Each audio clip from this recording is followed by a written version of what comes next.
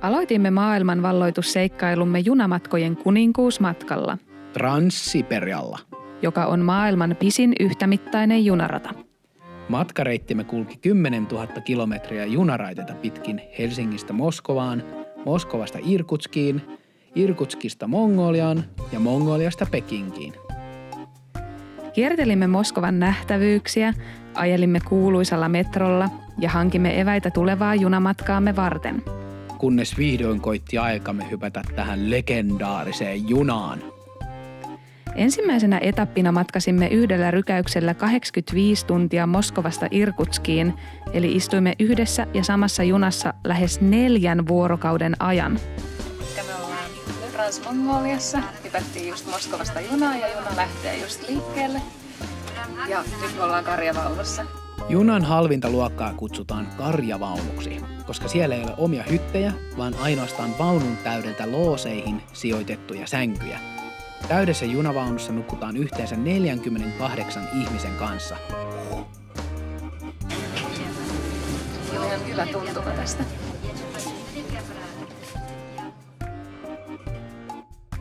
Vaunut haisevat ummehtuneelta hieltä, vaaleanpunaisilta makeisilta, venäläiseltä teeltä ja höyryäviltä kananuudeleilta. Ikkunoita ei pysty avaamaan, joten hajut vain vahvistuvat päivien kuluessa. Vessat ovat pieniä, likaisia ja pahanhajuisia. Pönttö polkaistaan jalalla tyhjäksi ja tavara tipahtaa suoraan raiteille. Vessassa on vesihana ja lattiakaivo, joten siellä voi käydä salaa suihkussa.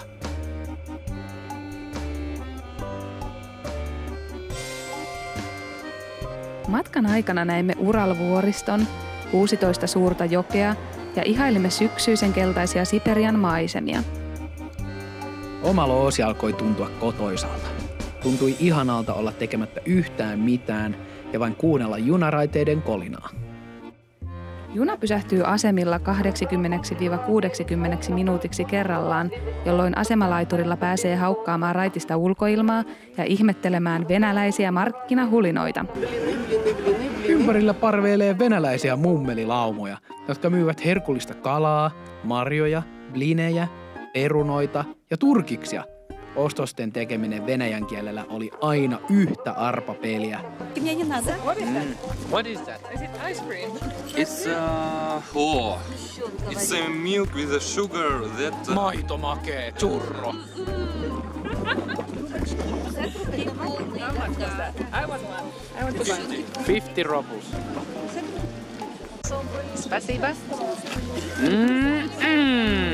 That's a good treat in Finland. Tita's favorite.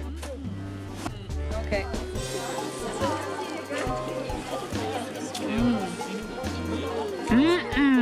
Tosi makeata.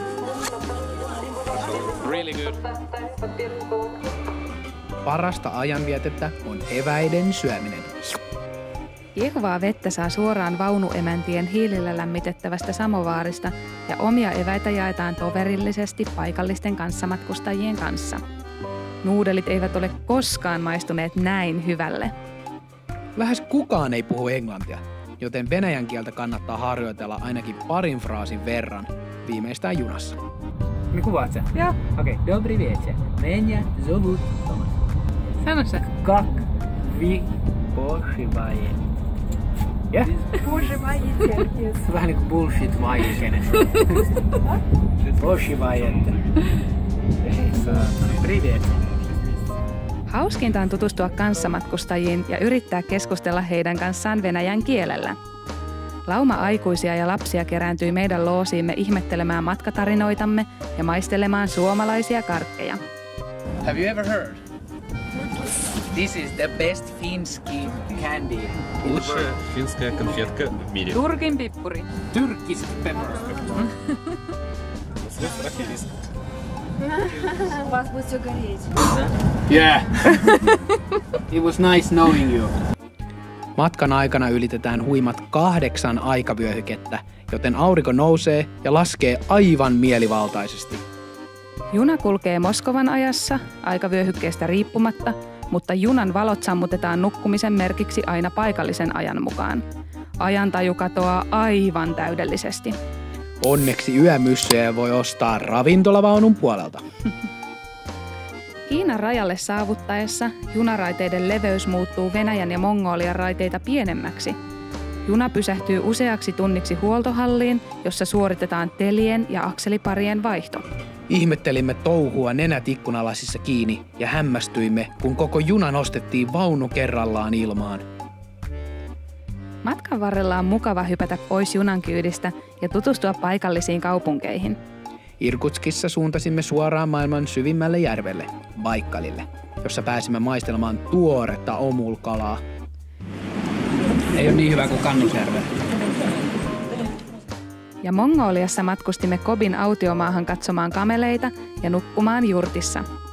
10 000 kilometriä ja 35 päivää myöhemmin saavuimme vihdoin Pekingin rautatieasemalle. No mitä se Siberia sitten opetti meille? Tunkkaisissa ja ahtaissa oloissa tuntemattomistakin tulee nopeasti tuttuja. Oma mukavuusalue laajenee ja niitä pieniäkin asioita oppii arvostamaan ihan eri tavalla. Kellonajoilla ja päivämäärillä ei ole loppujen lopuksi mitään merkitystä. Osaa nauttia siitä, ettei tarvitse tehdä yhtään mitään. Kun itse matka on tärkeämpi kuin päämäärä, kannattaa hypätä Transsiberian kyytiin.